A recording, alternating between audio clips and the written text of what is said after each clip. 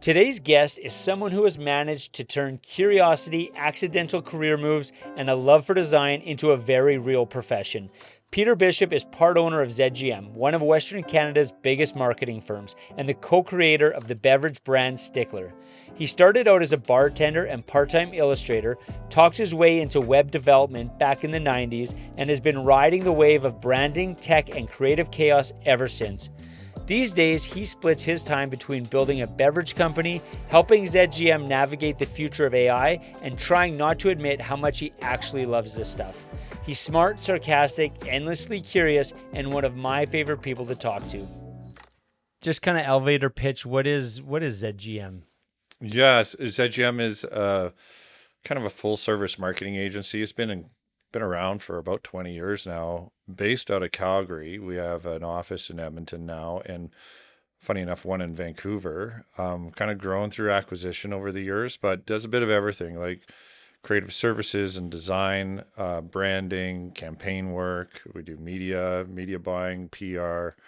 And now with some of the recent acquisitions, to do kind of like web and web app development, as well as CPG packaging kind of branding and design as well. So yeah, it's a big mixed bag. Nice. A little bit of everything. And then you guys acquired Paperleaf a while ago. How many years ago was that? Or I'm going to get this wrong. I think it's around 5 years. Okay. Yeah, something like that. We were just talking about Jeff.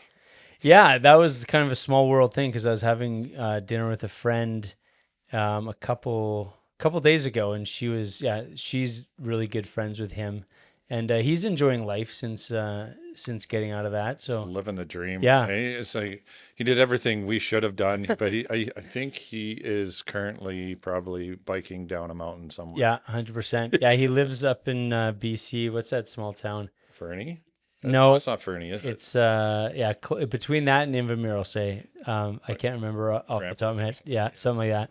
But cool, man. So day to day, what do you do for the company? Are you kind of like the senile boss in WKRP in Cincinnati that just kind of sits in his office and practices his putting? Yeah, it's been a weird. I've been there for about almost 20 years now. So yeah. A little bit of everything. I was originally brought in to build out the kind of digital side. This is back when the digital was still pretty new. Yeah.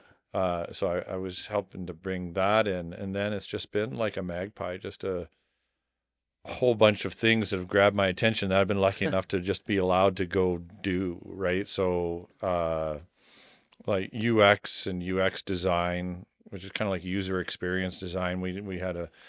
I got into that in a fairly big way, which was a nice extension of being a designer, which is originally what I kind of did. And then kind of digital marketing stuff, CRM, which is kind of customer relationship database management, kind of digital sales, conversion analysis, and kind of working on kind of e-commerce conversion and all that kind of stuff. And then that kind of took me till about 4 years ago. But it's just been just a scattering of just whimsical, like everything that I could think of, I've tried, which was nice, because again, everyone was just like, yeah, sure, that sounds cool, you should do that. So yeah, I did it. Yeah, which is fantastic. So a couple of projects I'm curious about that you're working on. So one, ZGM drinks. So let's talk about that. So Stickler is part of that kind of project, is that right? Yeah. Cool. Yeah. So Stickler is, I think, one of the most unique products. Maybe just describe what it is. Sure. You know, it's funny. I was going to bring a pack over. I totally forgot. I'm sorry. Oh, mother. Now you're now you're going to drink water. Now we're just drinking. Stickler is a gin-based RTD, which is like a ready-to-drink in a can. It sits somewhere between a cocktail and a seltzer. But it's a shrub-based cocktail, which is okay. I'm just going to take another run at that. I'm just getting all mixed up. You can do whatever the hell you want. Thanks. Stickler's a gin-based cocktail in a can. So, and a shrub. The shrub is the mystery part. And a lot of people don't know what shrub means, but it's a really old process of mixing fruits and vinegars together. Okay. Which sounds strange, but they taste really good. It has crazy roots. Like it started in, I think it's Peru or something like that, where it was the original word for drink, sharab, and it's just morphed over time. It's become like part of that became sherbet and sorbet, but the shrub part has changed, and obviously mixing vinegars with fruits and vegetables in a lot of ways was kind of pre-refrigeration. It was there to kind of preserve fruits and vegetables before we had any other way of doing it. And then kind of in the 1900s, it became big in cocktail culture, Right. where we're kind of like, oh, you know what, this actually tastes good. We should actually just do this on purpose.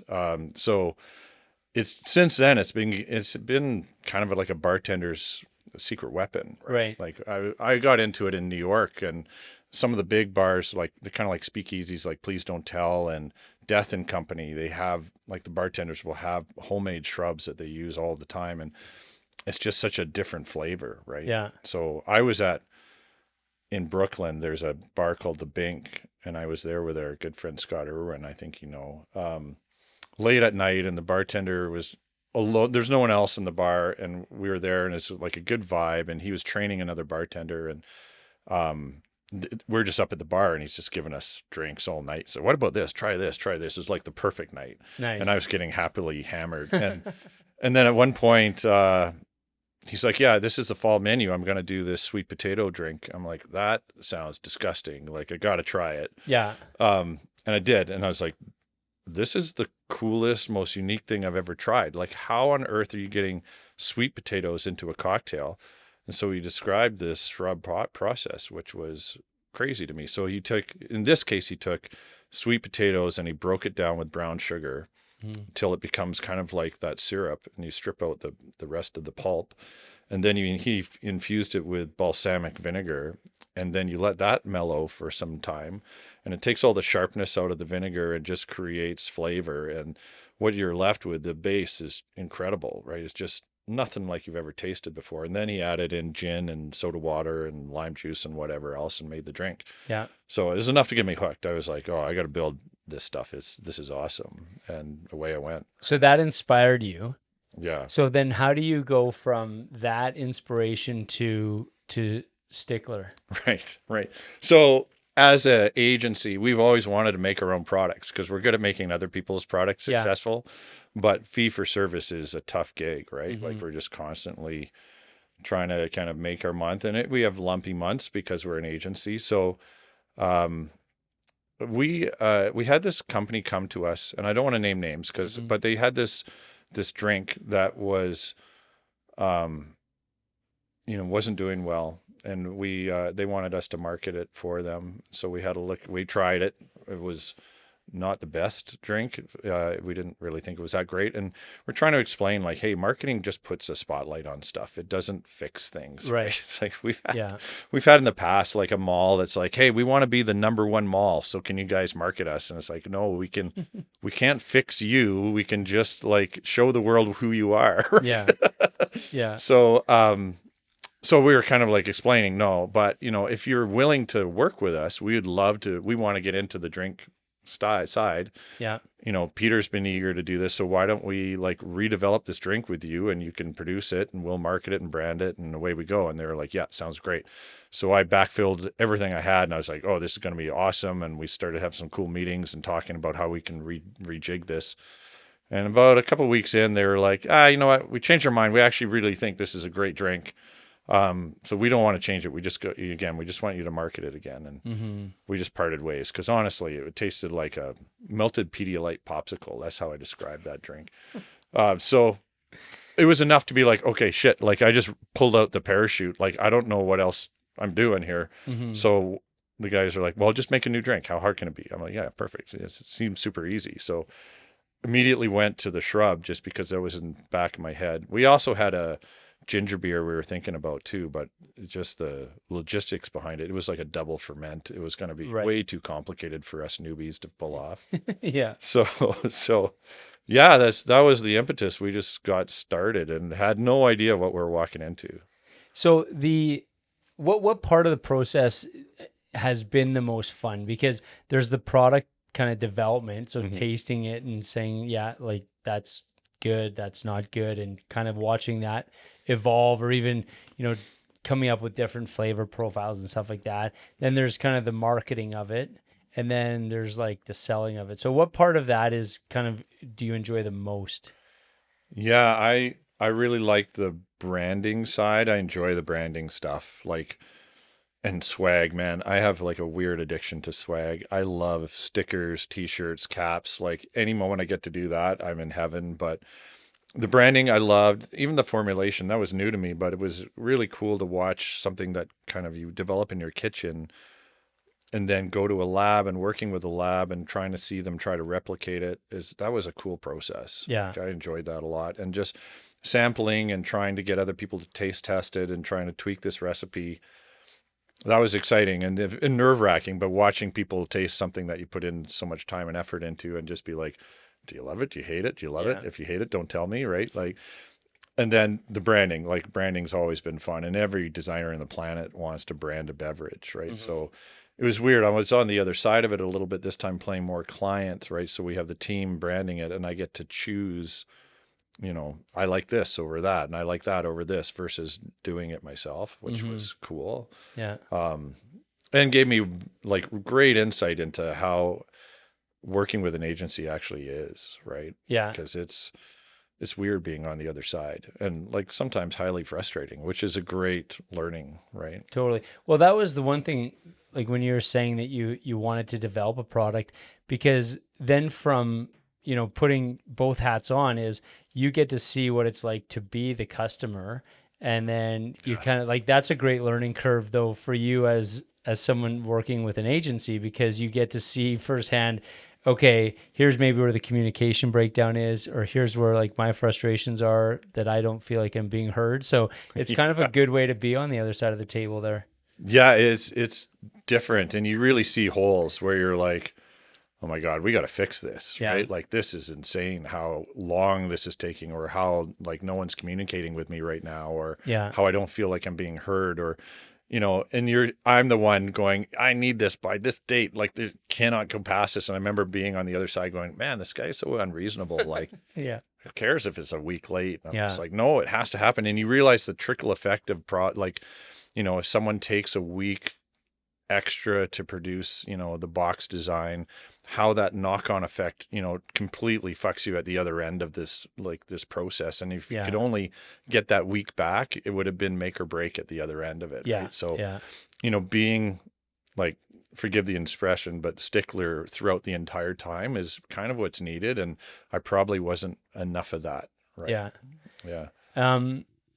A person that we both know, I won't name names either, told me that one of the challenges that you have had in the journey is the sales component of it, in terms of that's been something that has really, I'll say tested your patience, or, if you were going to tap out, it might have been a result of having to do the sales. Maybe confirm or deny that and tell me about that as a potential challenge.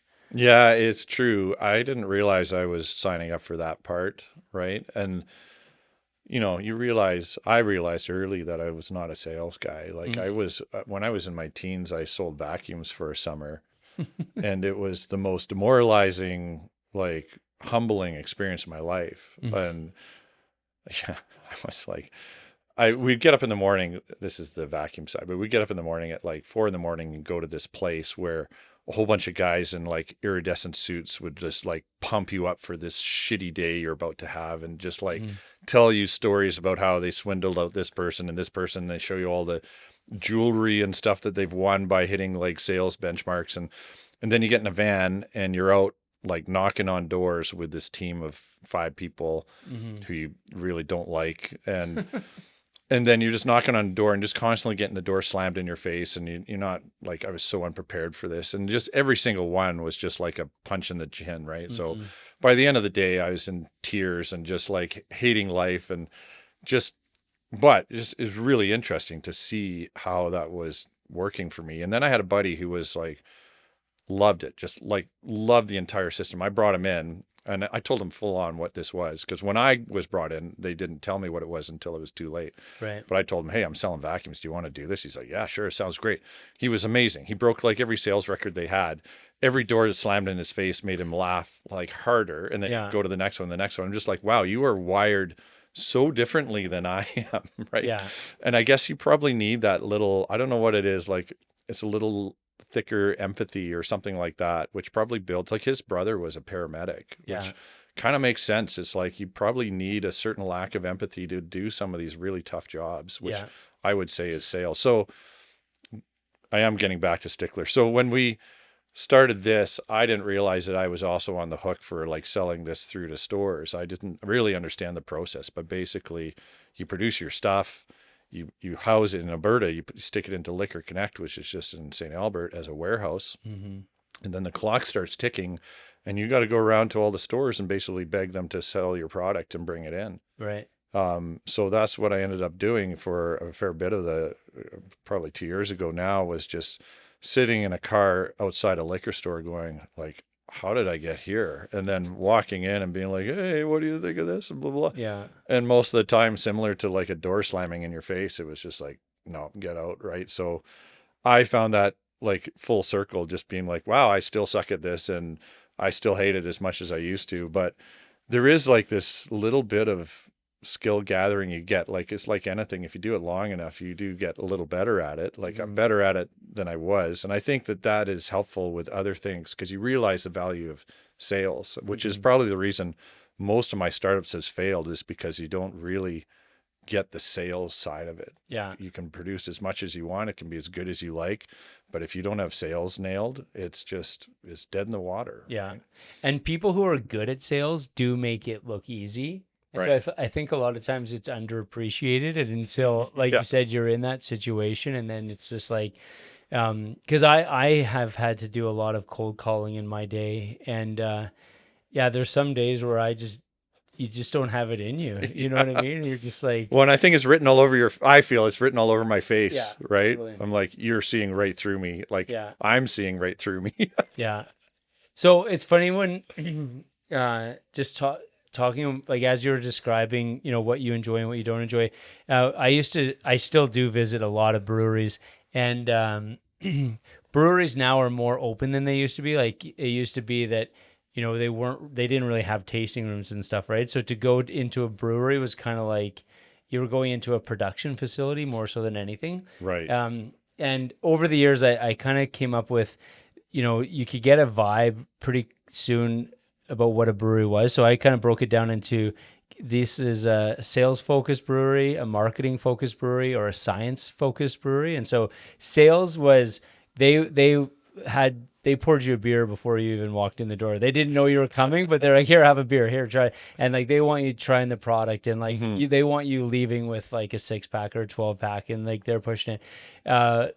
Marketing is more of like, hey, doesn't this look cool? Here, grab a hat. Want some stickers? That's you for sure. And then the science guys are like, they love the brewing of the beer. And if it wasn't for those annoying customers that always come in, like they just want to be brewing.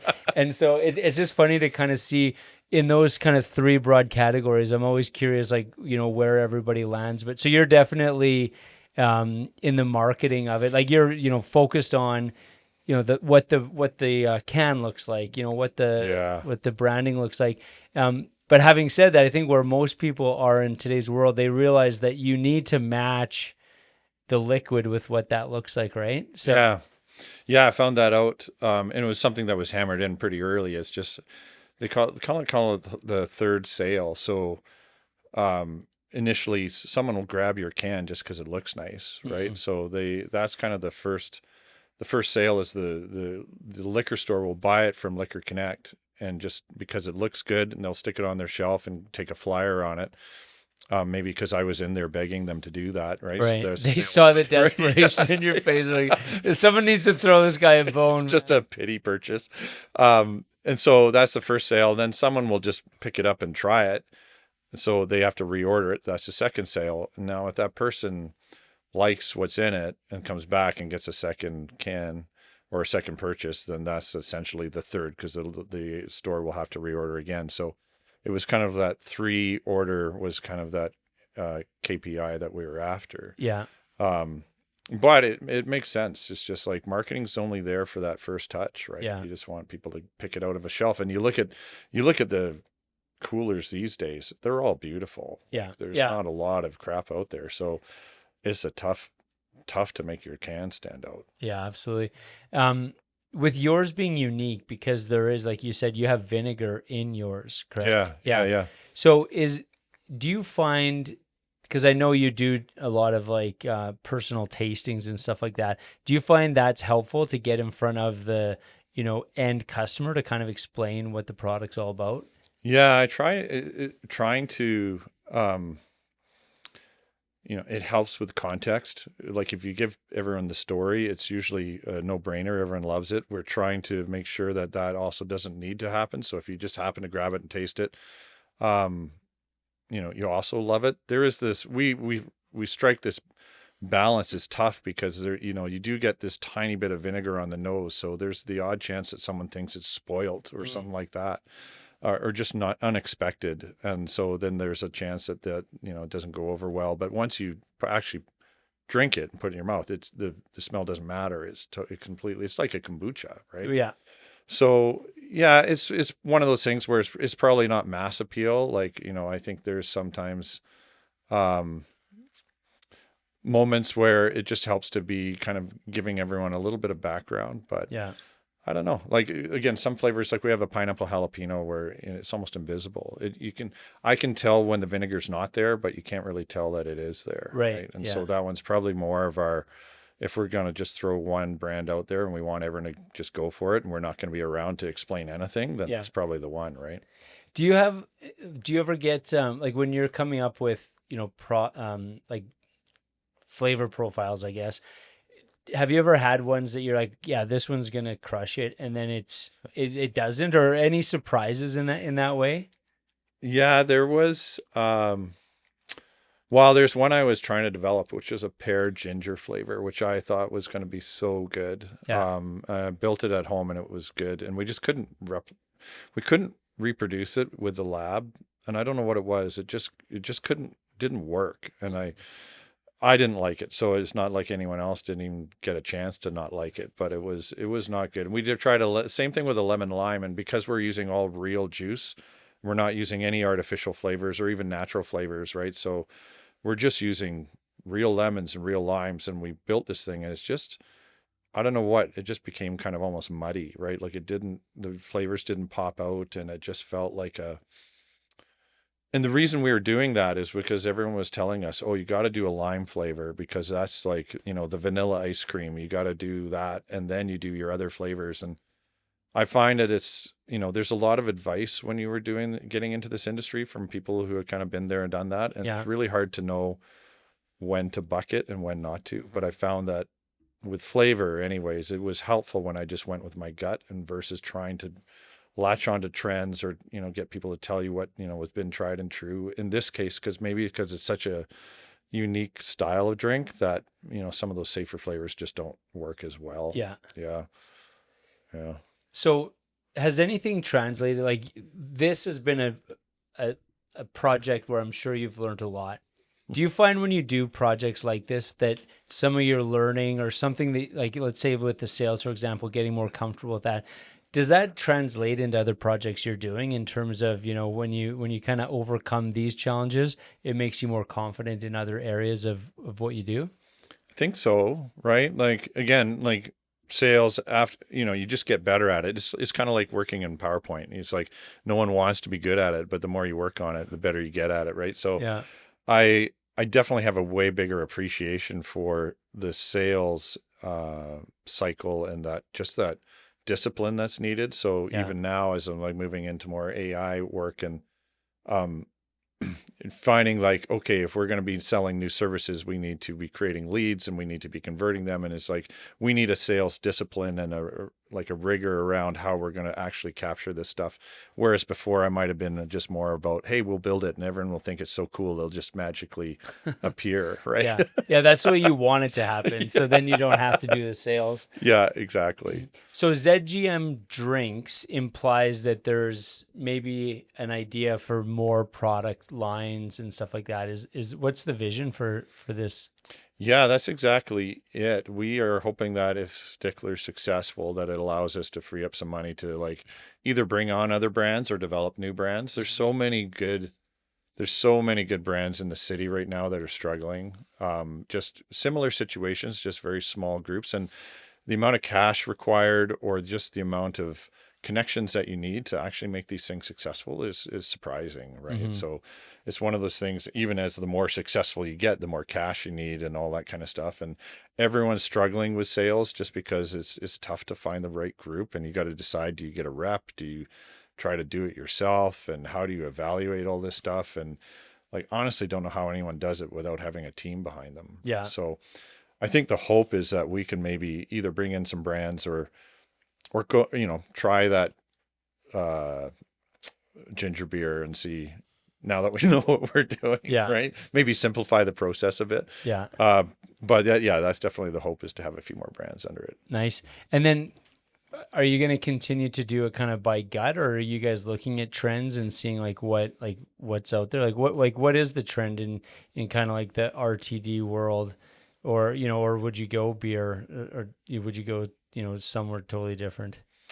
I imagine we'd probably stay around the RTD. Like, we really like, what I liked about the Shrub and what I liked about ginger beer is they're kind of like resurrecting old drinks. Yeah. And ginger beer, massively popular in Australia and the UK, just hasn't latched on over here. And I don't know if that's because everyone's tried it and hated it. Yeah. Or if there's actually, maybe a missing gap there, because there is tons of people from the UK here, right? And Aussies and stuff. So is it just because they've only had, Krabbies and maybe a couple others to choose from, who, when you look at the branding, it feels like, grandpa's branding, right? So there's just hasn't been this, I think, is kind of a refresh in that area.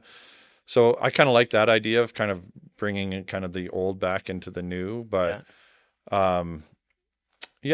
or just like people who are actually, using real ingredients and crafting something special. I don't think we really wanted to latch on to just something, let's grab like basically rubbing alcohol in the cheapest flavor house we can find and carbonate it and fill it full of chemicals and can it. And then, it's super cheap, but how is this helping anyone, really? Yeah. Right? Yeah, for sure.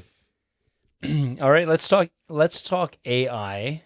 So you said you were tasked with helping, quote unquote, shepherd ZGM into the future with AI. So that sounds like that's a big job, because AI is like, AI is in every kind of part of our world, it seems like right now. From a marketing perspective, how do you approach AI yourself? Like, what are obviously I think there's some benefits to AI. And then obviously there's a lot of shit that probably scares people. So how are you kind of approaching it? Yeah, there's a whole bunch of schools of thought, and is who knows what's going to happen with it, right?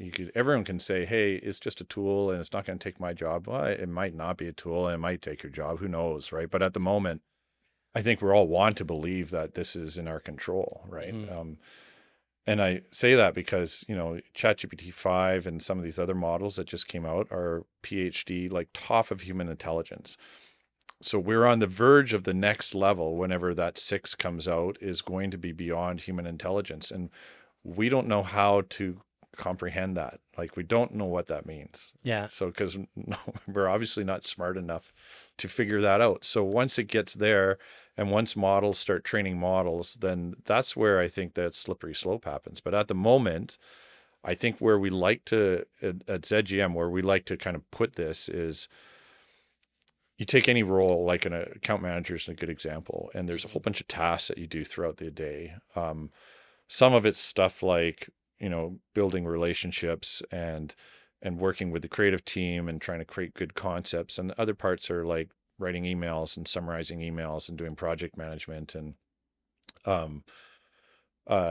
doing your billing and all this stuff. And so we kind of put those into two categories of, here's the stuff that you do that's valuable, that the reason that you got into this role was to, do some of that work. And here's all the bullshit, right? That just gets in the way of everything else. And so our view of AI right now is, let's eliminate the bullshit with AI as much as we can to free up that time so that you can do the stuff that you wanted to do and do it better. Yeah. So we're trying to be AI as a tool to allow us to do better work, not necessarily, cheaper and faster. Right.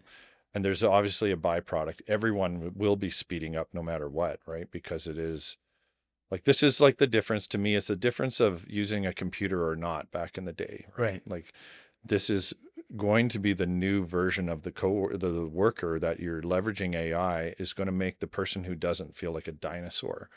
To me, it's that big of a difference, right? So absolutely, you're going to be going faster, and you probably will be able to be more, either build bigger margins or be able to kind of compete more on a kind of cost level, but it's not really why we're after it to do better work. Yeah. So for you, because I know like a lot of people, I feel like just talking to them, they kind of put their head in the sand when it came to AI. They're just like, I don't want to think about it. Why did you guys at ZGM choose to embrace it, or, at least kind of like really research what it's all about? Yeah, well, I think it starts with a bit of fear, which, I mean, again, it's not the bad thing, but AI is essentially an agency killer, right? Like, you look at, there's already pure AI agencies being built, and there's software that is claims to be like, hey, your whole marketing at the click of a button.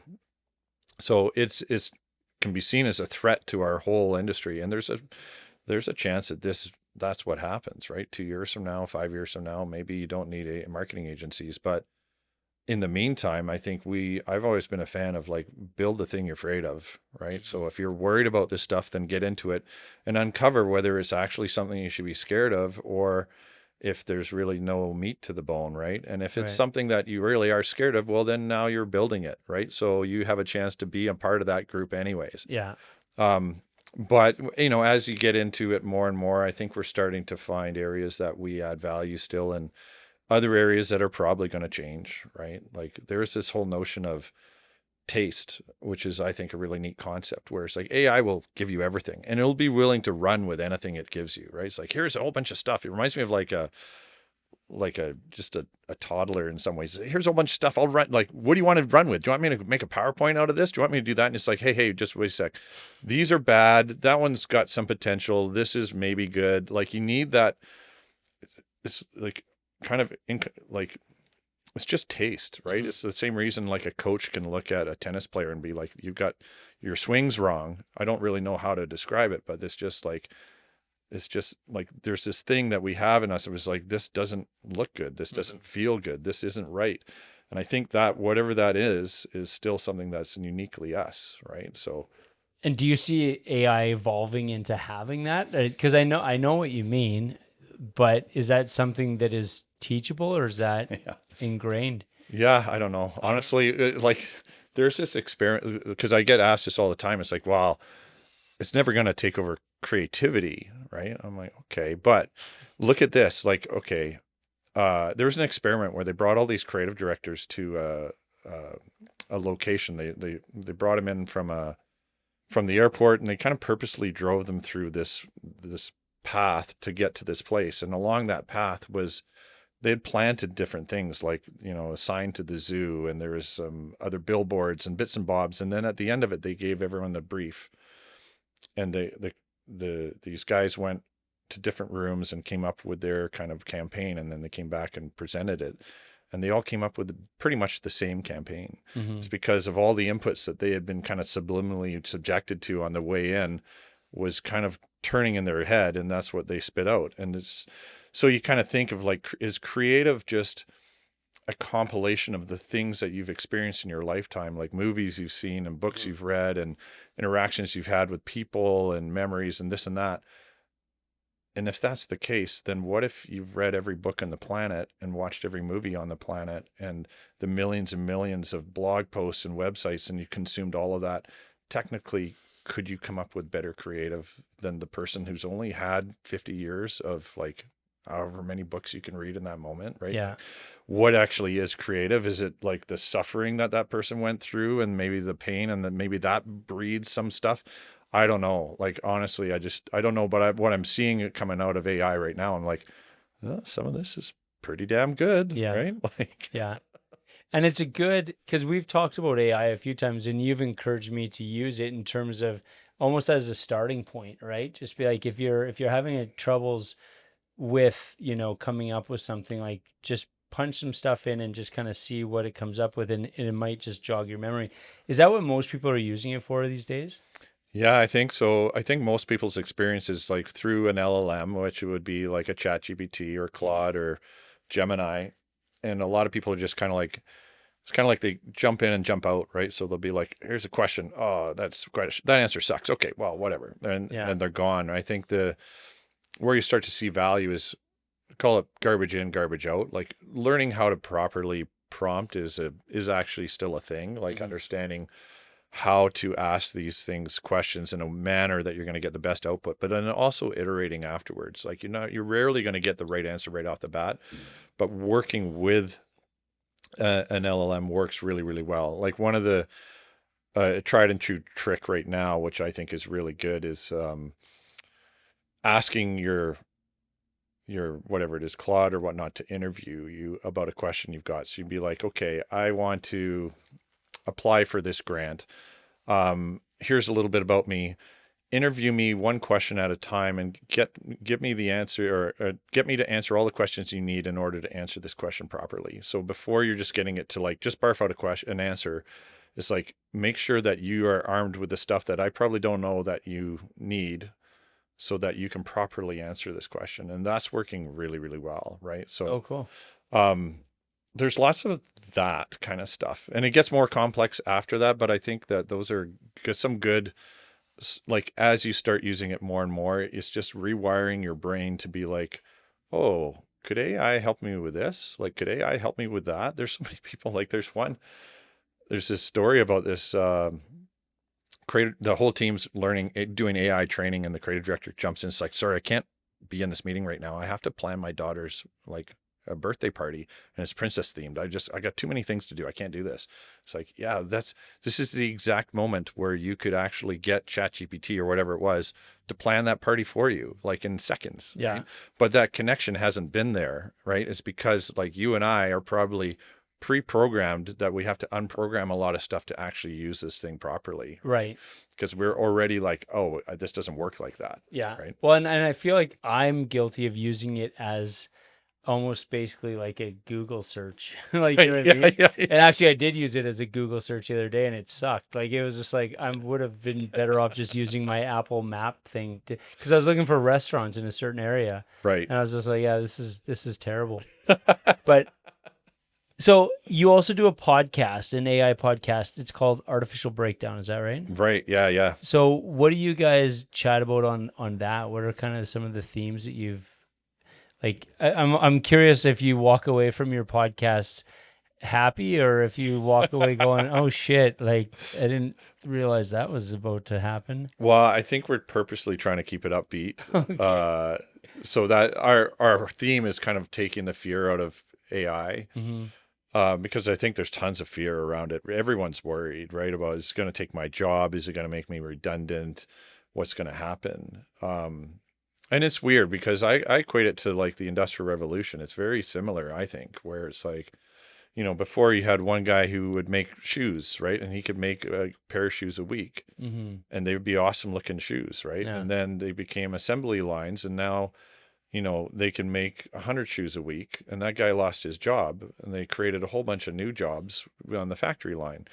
And cars are a really good example of this, where it's like, okay, yeah, same thing happened. You could only make so many cars at one point. Suddenly they became commoditized, and now, you built rubber factories, and you've got oil factories, and it boomed so many different areas. And for us, we got access to like affordable, cheap cars. So suddenly everyone had cars, and now we're traveling more, and we're expanding more, and cities grew. And like the knock-on effects of that was so beyond just, one guy losing his job. And I think we're in a similar situation where we don't really know what the knock-on effects are going to be here. Right. And absolutely, some people are going to lose jobs, but there's going to be so many new opportunities. And I think if you can keep on it, you'll get there. But we found one of the big themes I found out of this is like, if you're worried about it, then you need to start using it, because most of the people who are worried about it are the people who aren't. Yeah. So they're just looking in on it going, wow, that looks complicated. I'm super scared. But as soon as you start trying out the tools, you realize, oh man, like this isn't as bad as I thought, or I'm getting really empowered. I feel like I'm I'm like becoming a superhuman. Yeah. It's very cool. Yeah. Yeah, it is interesting. Like one of the things, because I know I have some friends that are kind of in the scared camp, and I think it makes you realize that you have to be conscious all the time to be adding value to whatever kind of world you're in, right? So like whatever your industry is, it's like, hey, how can I personally add value so that I don't get, like there's got to be something about what you do that is, that you try to make non-replaceable. And like that, I think people should look at themselves like that no matter what, because if not AI, if you're not of value, you can lose your job to another person who's maybe more valuable. So it's just like, to me, it's like, okay, how can AI help me, but what value do I bring? And be very conscious of, and what I like about your analogy of the Industrial Revolution is how many people saw opportunity in, like, you can talk about everything that was lost, but like as this is happening, more people are seeing opportunity than seeing the destruction of it, right? Yeah, there's, things are always going to change, I think, but there's so many, I think there's tons of opportunity. It reminds me of it dates me, but when the internet came out, same kind of thing. There were so many new jobs that sprung out that no one even had an idea, like becoming like an SEO guy. Like, I Yeah. know that was a thing, right? Yeah. Still don't. Oh God, yeah, exactly. But it was, yeah, I think there's lots of opportunity, and just getting your feet wet, which is kind of what we're doing on the pod. And it's fun. We're interviewing lots of different people about all different sides of it. Like we talked to someone who's in fashion and another person who's in the music industry, Mm-hmm. and it's just interesting to see how it's changing things. And for the most part, it still holds true. What I was talking about is like the value of what you bring isn't doing the accounting usually for your business that you're trying to do. Exactly. It's the stuff that you wish you were doing. Even talking to brewmasters, I remember talking to one guy, I can't remember who it was. I'm like, yeah, you're living the dream. He's like, well, I'm living the dream 5% of the time. Mm-hmm. The 95% of the time, I'm running this business that is stressing me out beyond belief, right? And so, perhaps AI can help you with dealing with legal documents if you're not wired like that, or helping you with QuickBooks, or helping you manage your payroll or staff. And again, it's all the bullshit that if it could eliminate that, imagine the value you could bring to what you're doing, right? And that's a good point, is because most people that start their own companies, they spend almost no time doing what they actually started their company to do, and they start because there is a whole business that has to be run, and it ends up being the person who. So if you're a brewmaster, you start because you love making beer, and you end up never making beer because it's like I got to hire someone to make the beer because I don't have time for that shit. You know what I mean? Yeah. So if it can bring you back to be doing what you can contribute the most to the company, and all the kind of the other stuff can kind of be used, like you said, if you can use AI as a tool, that to me is empowering for sure. Yeah, I just think of it as like the smartest coworker you've ever had, right? Yeah. It's just, he's got some autistic abilities, but you just gotta, I call it the dumbest, smartest person I know. Yeah. It's some of the stuff that comes out of it. And it's weird because the more you use it, the weirder it gets. I was using Claude the other day, and I was literally having an argument with it. I'm just like, why aren't you listening to me? I just want you to do this one thing. And it was coming to this kind of memory loop where it was trying to do something, but kept thinking it had done it, but it actually hadn't. So I was just trying to move some paragraphs around in this document. And finally, I'm like, what's going on? Like, I don't understand. And then suddenly it's like, I've hit the limit of this conversation. I'm like, are you kidding me right now? Like, it's like someone walking out the door in the middle of an argument. I'm like, where do you think you're going? Right. And I was so mad. I'm like, oh my God, this is crazy. And I've even noticed, like, when I watch other people using Chat or Claude and they're getting all these compliments back, oh, great idea, Mark. Like, I've never even thought of it that way. I'm actually getting pangs of jealousy because I'm like, well, you talk to me like that. Yeah. Like, Claude hates me. You go home complaining and your wife realizes after months of arguing that you're mad at, you're like, oh, I didn't know Claude was AI. I thought Claude was an actual person you're mad at. Yeah. I don't know where it's all going, but there's so many talks now of people using it as therapy and all kinds of stuff. I think we've no idea what we've gotten into here. It's crazy. Yeah. That's nuts. You mentioned back in the internet, kind of when the internet started. So I was curious about just kind of how you got into the field that you're in. You use the term lies and trickery. So how did you get into Okay. the world of marketing? I might have told you this story before, but it's worth retelling because it's pretty funny. I was an illustrator right back in the day. I drew, and I never had any intention of making a living out of it. I didn't think you could. I was bartending to make a living and waitering. And my buddy got a job at a web company. It was like, well, no, he took a class, a night class. It was called webmastering. Yeah. That's how old this was. This is in the late 90s. And then he got a job. His teacher got him a job, and they were hiring illustrators for this. It was like an online publishing company. So he reached out to me. He's like, "Hey, you draw, right?" I'm like, yeah, totally, I do. And he's like, "And you know Photoshop?" I'm like, "Yeah, of course I do." And he's like, "Okay, well, you should apply tomorrow. I'd like bring your stuff in and apply tomorrow." I'm like, Yeah. "Awesome!" Like I remember hanging up the phone, going like, "What the fuck is Photoshop?" Like I have no idea what he's talking about. And so I had a buddy who was called Blake, and he had this website called blakesvan.com, which was all pirated software. And he literally had a van full of discs that he would just drive around. And so I'm like, "Blake, can you get me Photoshop?" And he came by, and we installed Photoshop 3, which is on like Photoshop 2000 by now. But it was a whole bunch of floppy disks that you had to like install one after another. And I got it up and running on my computer. And I managed to somehow get a drawing from a piece of paper into the computer and color it. And I honestly don't know how I did it because I didn't understand anything back then. But it took me all night. I had to the point where I had a printout of my colored drawing on a piece of paper so I could say I'd like digitally colored this. And I went into the interview. It's like, "Yeah, here's one of many. Like I can do this all day. Like big deal." And I got the job. And that was like the pivot moment of my career because I didn't know what it is. I thought I was going to be doing banquet waitering for the rest of my life. Yeah. That got me into kind of like graphic design. And then I got into some web mastering with my buddy because he was over there with his wizard stick. Because he was a web master. Yeah, totally.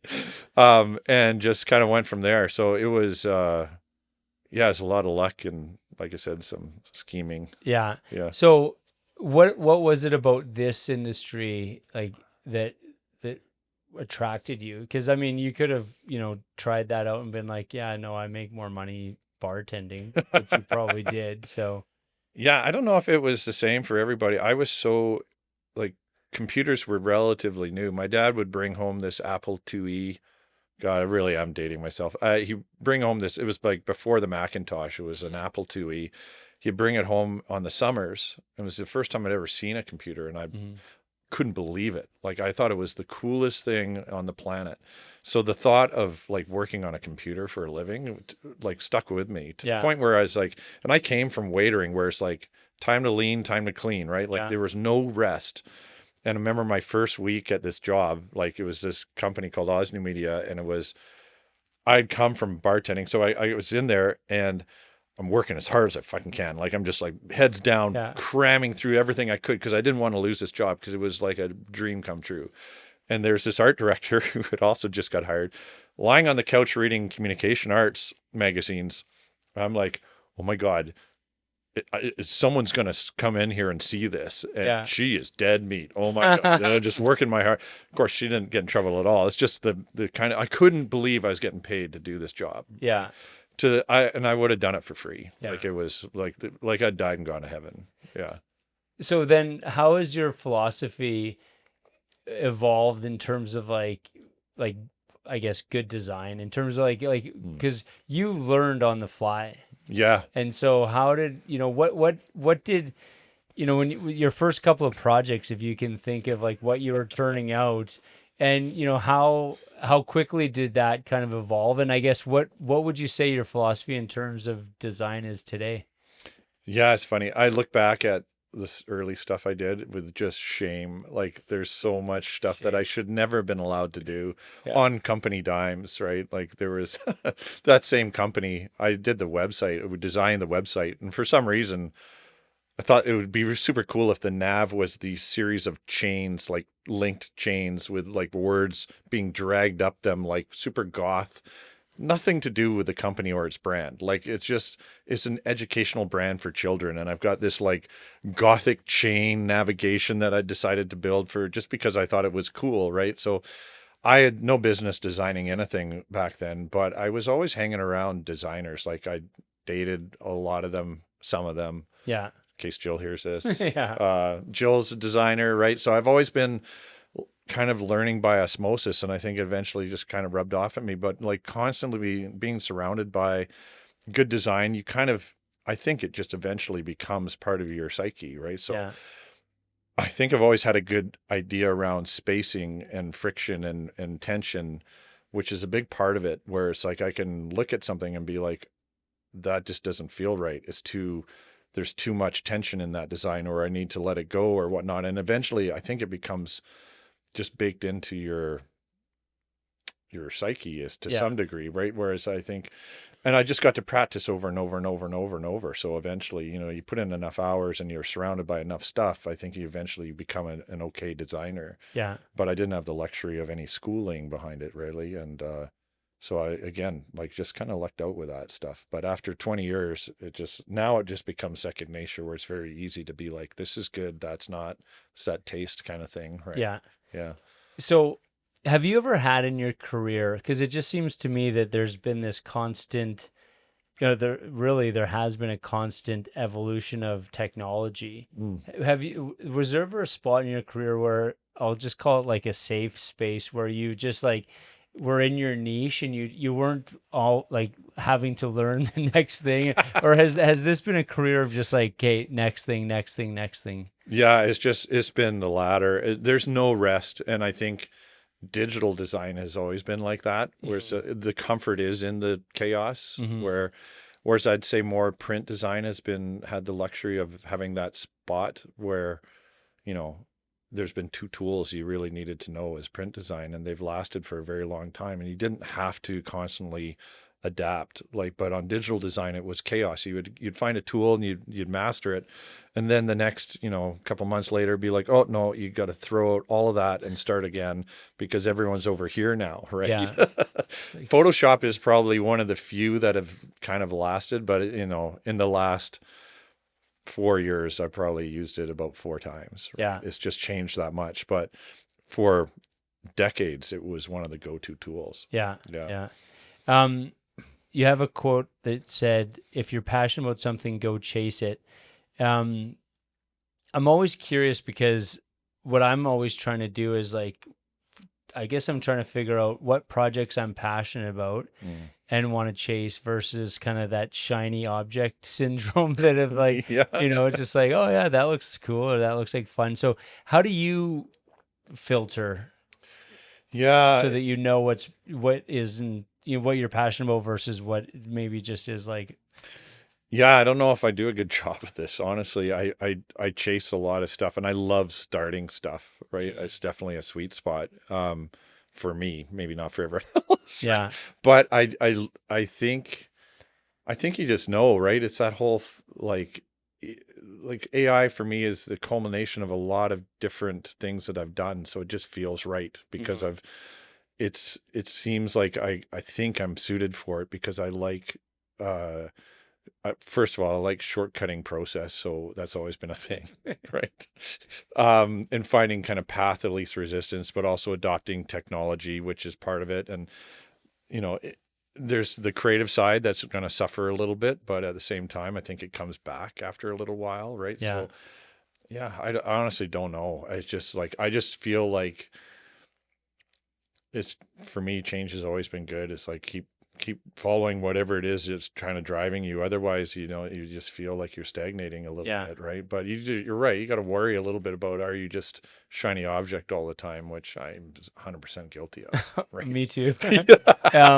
So with that, I'm curious then about your relationship with failure, because if you are constantly, chasing passions and going down rabbit holes, obviously some things are going to succeed and some things are going to fail. So how do you relate to failure? Yeah, and it's a good question because I got a lot of it.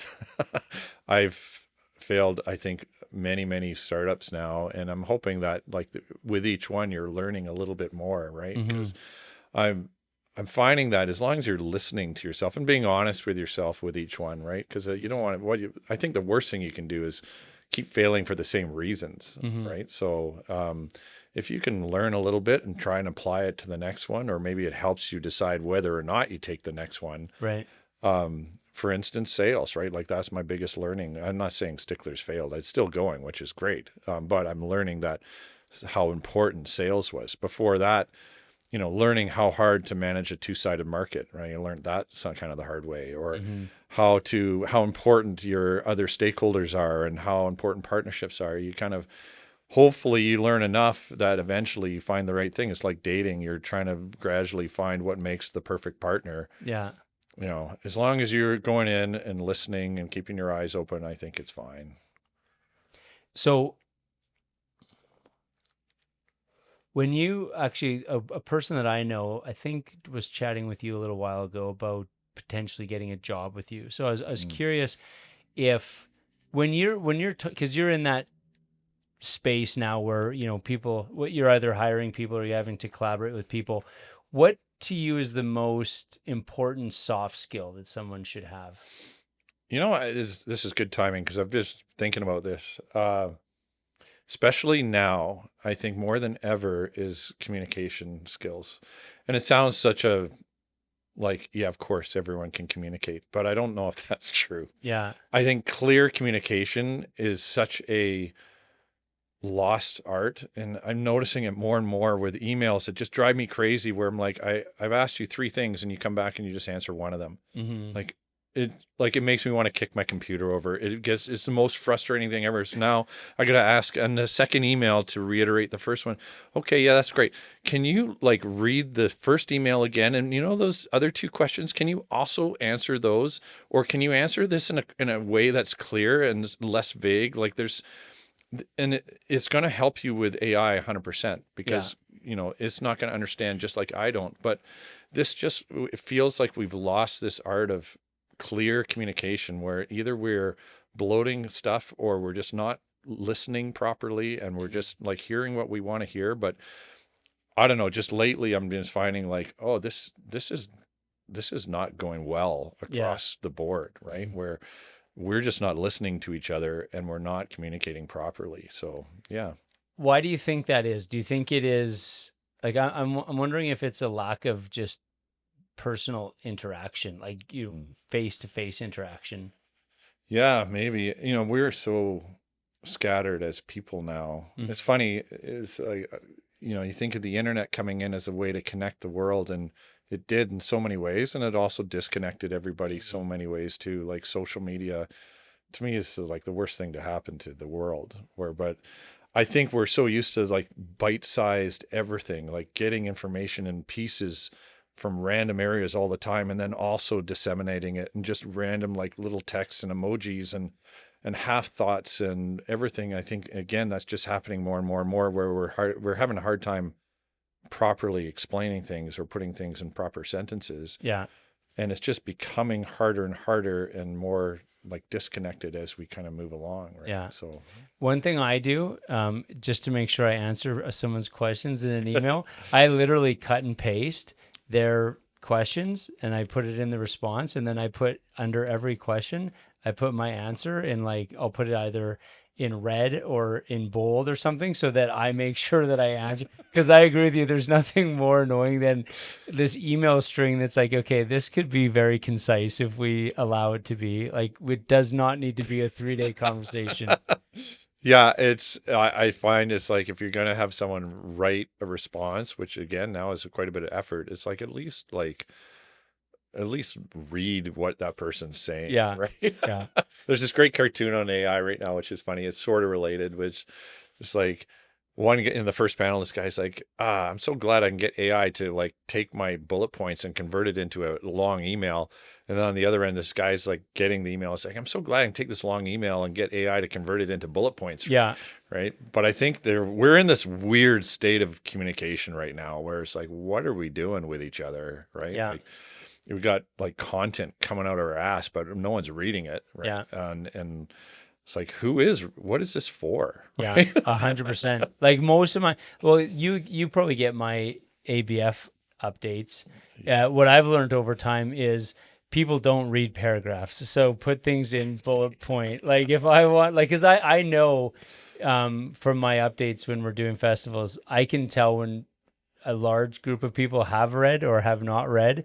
And if it's in paragraph form, nobody reads paragraphs anymore. It has to be like bullet points, and even bullet points, it's like it better be on one line. If that bullet point goes to 2 lines, like the success rate is close to 0 on that. And that's just the reality of it. It's just like, hey, you need to communicate to the person, how they're most likely going to receive it, right? Or what their success rate is. So it is frustrating for sure.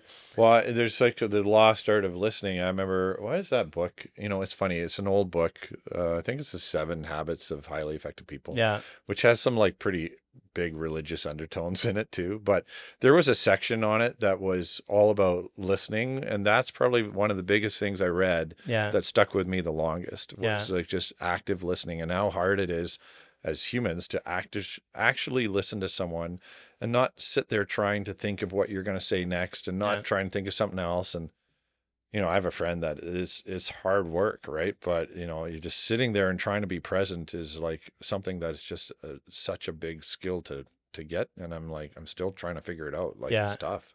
It's, is it seek first, understand? So it's like, you like really like, because I just recently over the last year or so read that book for the first time, because I'm like, there's all these classics that people tell you to read. It's just like, I should probably read them, like for, and but you're totally right. It's like trying to listen, like really listen and understand. I ran into an old friend a little while ago, just happened to be walking in our dogs, because we live kind of in the same neighborhood, and we were talking about our dogs, and then 4 months later we ran into each other again, and he's just like, oh, I didn't know you had a dog. And I'm like, cool, man. Like I'm like, you obviously don't listen at all. Like, you know what I mean? So, but there's nothing more frustrating than when you're with someone who just clearly does not listen. And so, yeah, I try hard not to be that guy. I mean, everybody's guilty of it from time to time, for sure, right? Yeah, I know someone where I'll be talking and I'll just stop talking and he doesn't even notice. Yeah. I'm just like, oh my God, who am I talking to? You go back and talk to Claude or whatever your AI buddy is. Totally. He's not talking to you though. Claude, no one's listening. Yeah. Maybe it's you, Peter. Did you ever think of that? Shut up, Claude. There has been time, I think around COVID, I felt like I was losing all my social skills whatsoever. Yeah. And there was a point where, like, especially small talk, and I had to stop it, because I'd start to talk, and then in the middle of it, I could feel myself going, I'm not even interested in what I'm saying. Like, and you can still hear yourself talking. I'm like, no one can possibly be buying any of this stuff. Like, why would anyone listen to this? And you could probably hear it in my voice and in my eyes as I'm talking, because I'm just losing interest in myself. Right. Yeah. Yeah. Well, that was a hard experiment that we all went through, right? Like, I think a lot of people lost social skills that way. I mean, yeah, hopefully we are regaining it. Random question for you, because you strike me obviously as a curious person.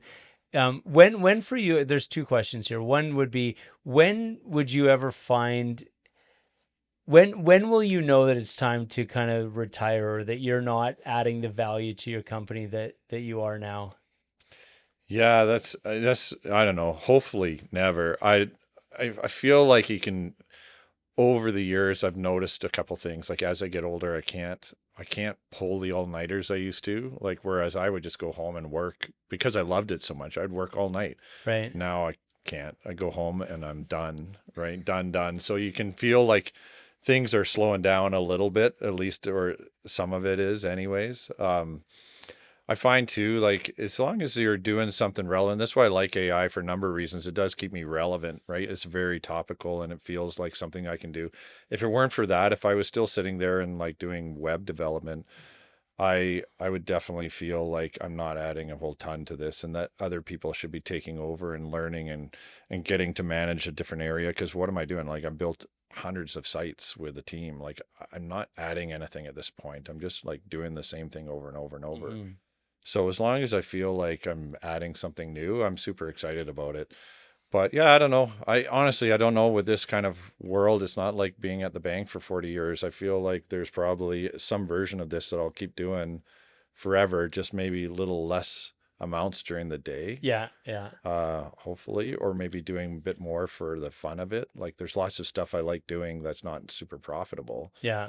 Um, like design for me, right? But uh yeah, I just can't see a world where I'm not doing it. Again, it goes doing something that you love is like, yeah, there's no real reason that I want to quit. Right. Yeah. Well, and that's the thing, like, when you talk about, starting Stickler and diving into AI, it seems to me that you still have that curiosity or that interest in learning. Right. I Yeah. feel like if you get a project and you roll your eyes and go, oh shit, like this seems like a lot of work, that's probably a good indication that you're probably not. But it just doesn't seem like that you're even close to being there yet. No, I think there's such a big payoff with all this stuff. Like AI is like, okay, let's say I'm building an AI agent.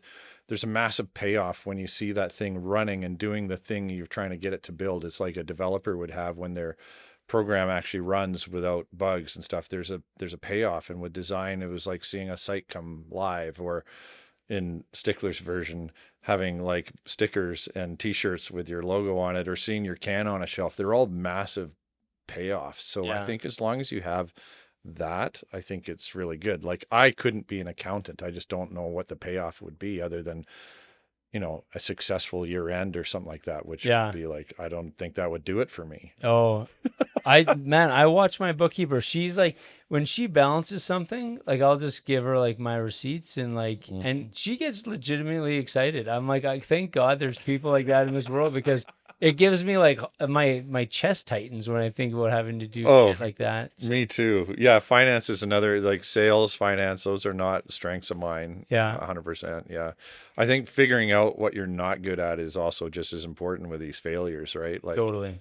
oh, I shouldn't do that. I should get someone else who likes doing that to do Yeah. that. Yeah. Well, and when you're on a team where, there are different personalities and different people gravitate towards certain things, different things, I think like that's when things are pretty fun and pretty special, because yeah, admitting that you're not good at something, or that you don't like, I think that's a great thing to be able to do, and know that you have a team where there is someone on the team that actually does like that shit, and it's just like, okay, sweet. So yeah, Yeah, it's like a band. There's someone who likes playing bass, yeah, right? Like, yeah, what the hell? yeah. Who knew? Yeah, exactly. So, with curiosity, is there? Because I know even in your personal life, like you're into biking and stuff like that. But is there a topic right now in life that you're curious about, that you're leaning into, that's maybe random and not AI related? Hmm. That's a good question. Yeah, I'm not sure. There's been things that I've been kind of always noodled about. I think everyone on the planet's thought about writing a book. Yeah, And now this is AI related, but I'm like, oh, I wonder now, would it be a lot easier to, and I'm talking to someone who's just written one, but would there be a way now for the people who aren't willing to sit there and hammer out an entire book? But I was thinking of like, and this isn't to publish to the world, it'd be like, could I make a book about my life for my kids? And this is coming off my dad who, passed away, and he started to write out his life work, right? A little bit. And I got like 5 pages of it. mm-hmm. I was like, man, I wish he had given me more than that. And then this notion of like, hey, you're only a couple generations from being completely forgotten, right? Mm-hmm. So my kids will remember me, their kids will know some stuff about their granddad, and then no one remembers much about their great grandparents. Maybe it'll be different in the future because everyone will have like great grandparent TikTok, videos to watch. But Yeah, I just think, wouldn't it be cool if I could just dictate everything I can think about my life while I'm like driving to work, and have AI wrap it up into a book and get it published and just give it to my kids as a hand down. Like that's what I've been thinking about lately. Yeah. If you're reading this, I'm very much dead. Yeah, totally. Don't believe anything that Claude tells you about me. And then I'll get it acted out by some celebrity on AI, right? Like this is Schwarzenegger doing Peter's leg, right? Yeah. I like, actually, that's an awesome idea. I think that there's a lot of, because I've thought about that from a podcasting perspective, is how can you capture, people's stories, that, people's parents that, because, when they're gone, you don't have those stories and stuff. Yeah. So I like that idea. Yeah. It's just a thought. I guess that's kind of the most recent thing I've thought about, but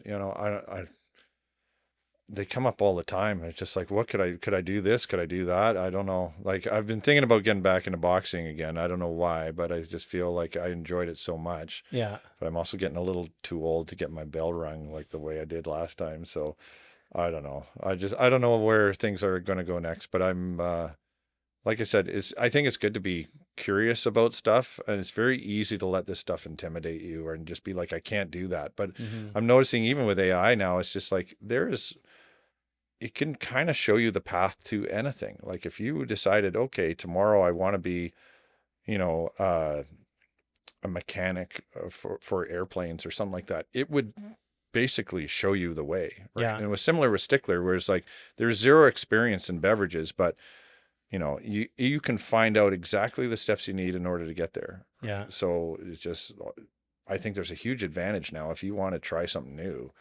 Instead of guessing or trying to find someone who's done it before to maybe impart some wisdom, there's a playbook ready and waiting for you, right? Yeah. Yeah. That's cool.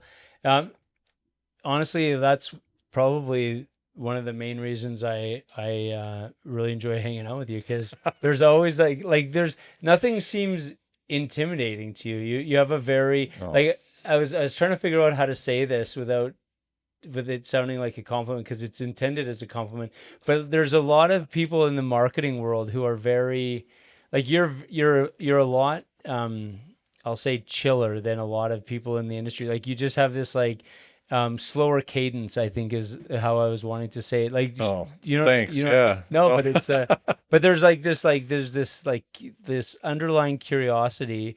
But there's no panic when I'm chatting with you. It's very just like kind of like, because I think like with AI, just going back to that for a second, it's like I think when I talk to a lot of people in the marketing world, it evokes panic. And with you, you're like, let's just kind of lean into it and see where it's going to bring us. I think it's good to be like, change is uncomfortable for everybody, right? So I get it, and no one wants change. We're all wired that way to not really want things to change. We like our habits, but there is this comfortable in happy chaos, which is where I live, I think, for my whole life. And I like the fact that things are changing. It's just, you have to decide if you're going to ride the wave or hope it doesn't hit you, right? So why not try it out? Like it's so accessible. And this is what's great about it, is anyone can pick up the world's smartest intelligent computer on the planet and play with it right now, which just blows my mind. It used to be this stuff would be locked down under some company or crazy pay gate or something, and you can just pick up ChatGPT and ask anything. Like it's phenomenal to me. So I get being intimidated by it, but I just feel like the more you use it, the more that feeling goes away. And it's the anxiety comes from not doing. Everyone knows this. The anxiety comes from not doing the thing you should be doing, right? So if in the back of your head, you're like, oh, AI, I really should get into it, but I don't know how to start, and blah, blah, blah. That's what gets you spinning and making you feel shitty. Right? So it's just like, get out of the way. Just give it a go. It's super easy. And we've only got one life here. Like, what the hell are you doing? Right? Like, just get going on it. Awesome, man. I appreciate you taking the time. No problem. This is fun. Yeah. Thanks, man. Thanks so much for listening to the Create Podcast. Please be sure to like, subscribe, and share with your friends. See you next Wednesday.